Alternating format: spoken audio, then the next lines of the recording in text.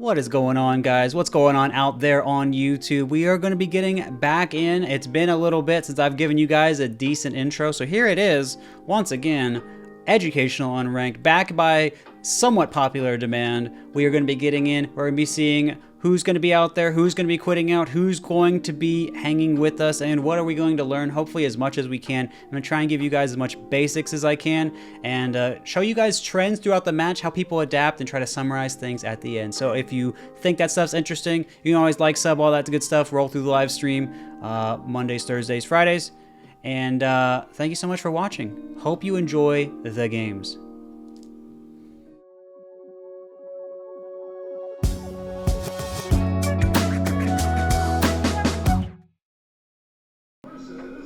We are getting in on a Marth Ditto battlefield. We're going to be watching out for the down tilt. That might be the first thing we see. It's actually a grab. We're just going to make sure Marth can actually double jump under down tilt. We just want to make sure they are able to do it. Notice we're keeping this Marth cornered. We're not letting him out. Let's see if we get a double jump. We do. And we make sure they double jump before we went for the spike. We have seen some instant double jumps come out from this player, so you can kind of see some of the punish habits we're going to be exploiting. Early double jump. No. There it is. So you can also kind of assume, because they're double jumping early, they're also going to be side B'ing early. All right, there's our hit coming out. Now, because they're not doing down tilt very much, I know that they're probably going to come in with a grab or an area, which means I can just kind of run around them and grab really for free. Let's see if they do it again. They actually went really far with their grab this time. That was actually a really good adaptation. And then because they were holding in, I did go for a forward smash there at the end to kind of push them out. So you kind of see a bit of a mix-up there. And player knows that was kind of a bit of a tough game, but we're going to be going back in on Fountain of Dreams. Going to be another smaller stage, smaller than Battlefield. And they went for another overshoot, so we just kind of call them out. There's their jump.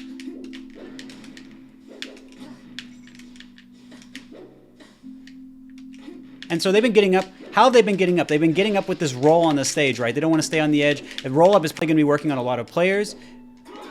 And so roll up, I actually go for roll up right there, as you can kind of see. So roll up isn't necessarily bad, but if it's the only thing you're doing, you can get punished out for it. So this person seems like they want to play to center. Makes sense, right? You always want to go back to center when you're cornered. That way you can regain your option. So what are we going to do? We're going to try and take that option away from them. And so they're pushing me going away. They kind of adapted to me moving away. You can see I kind of called it out before, so I thought I might do something different this time. They didn't roll. Notice how they actually got back on stage because of that. We occupied the edge there because we didn't want them to grab it.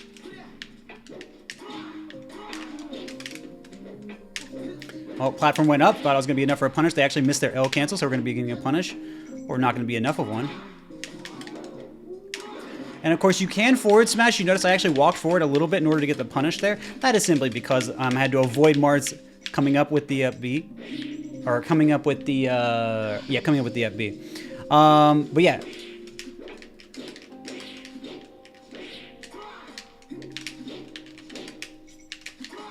And as you can kind of see, the guy was able to hold out a little bit earlier, which was good. That meant so I could not get a kill with the forward smash, kind of like you saw on the opposite side of Battlefield, the right side of Battlefield at the end of the last game. Also because the platform, the side platform on the left side doesn't extend out as far, so I can't walk as far forward and get a forward smash. So it just goes to show you the stage can make a difference in how you get certain types of punishes. But anyway, you can kind of see that also when I hit a tipper forward air at the end, it popped him up. So this person was actually able to come over towards the middle, which is not something I really wanted. I wanted them to be hit by a weak forward air so they'd be pushed out so I get a better punish. So you can kind of see how important it is to space and time your aerials very perfectly with Marth so that you can get your opponent to go exactly where you want them to go.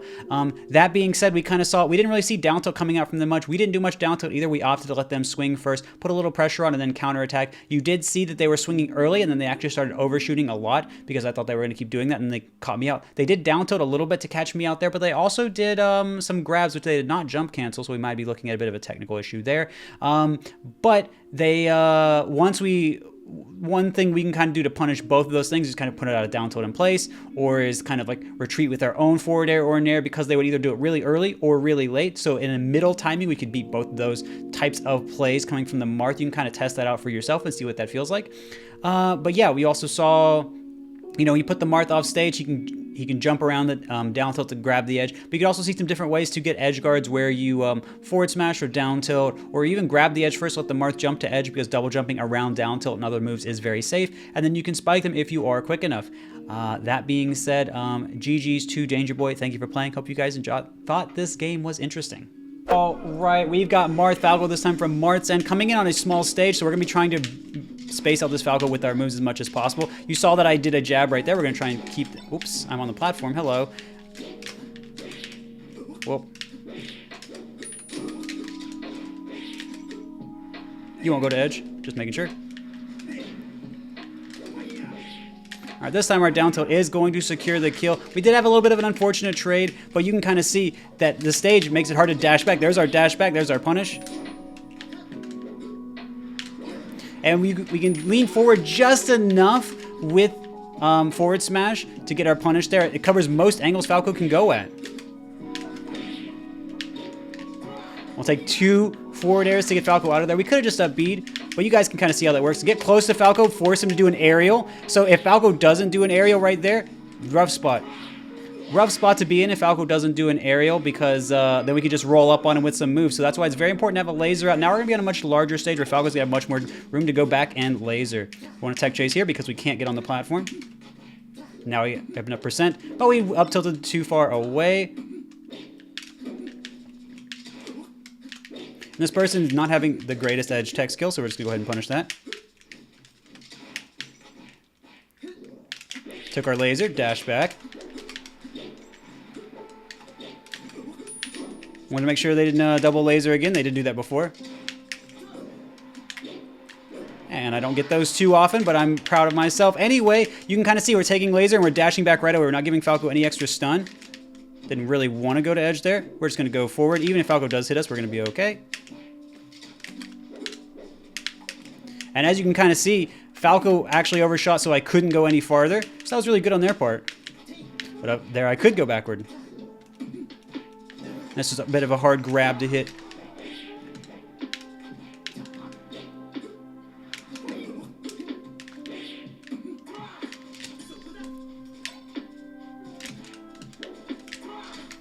Falco's doing a really good job keeping me cornered here. But they come in with a big approaching laser. Whoop. Go in for another forward air. That's going to cover most options, but not be quite as risky. Catch them out. Just wanted to call out a jump backward. Haven't called that out yet. Had a high percent up a stock. I'm willing to take a little bit more risk there. If they did get a neutral get up, they would have been able to down smash me there. A lot of laser grab by the edge. Very common in this meta now. Whoop. Bit of an error. We're going to play on the other edge now.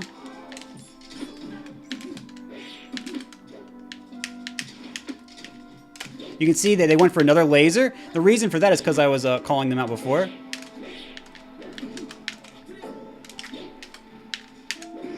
Got on the platform, they thought they were going to move on, and they were just going to get grabbed. But I moved back down at the last moment. They may have even been trying to DI to save themselves, but regardless of what actually happened there, I tried to give them just a lot of information to confuse them. Got off the platform so I could be in spot for a tipper forward smash. Bit of an outplay, don't really need to do all that sort of stuff, just kind of an interesting thing I wanted to throw in there for you guys.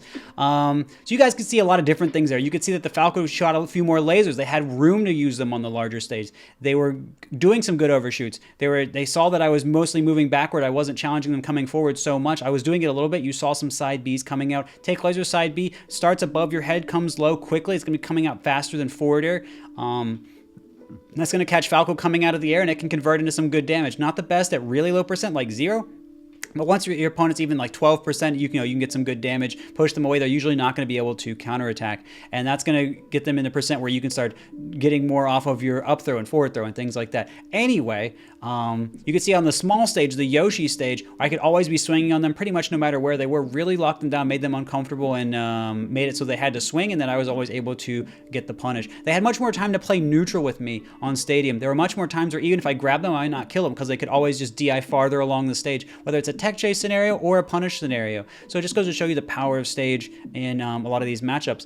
But we also saw a little bit of the edge guard. We saw me going out there once just because I hadn't done it before. We saw a little bit of how forward smash can cover angles, how jump out with forward air can cover angles, how going to edge with Falco is still good, but how if it gets called out, it's just completely over. And Yeah, I think that covers a lot of different nuances there. Once again, if you're Marth, you're trying to take laser dash back and reduce the stun as long as possible. If you're Falco, you're trying to get as much as you can out of your laser advantage so Marth doesn't get to be able to move so much. So it's always a constant dynamic between the two characters. Hopefully you saw some of that stuff there today, especially on Pokemon Stadium. GG's to my opponent. Hopefully you guys enjoyed that game.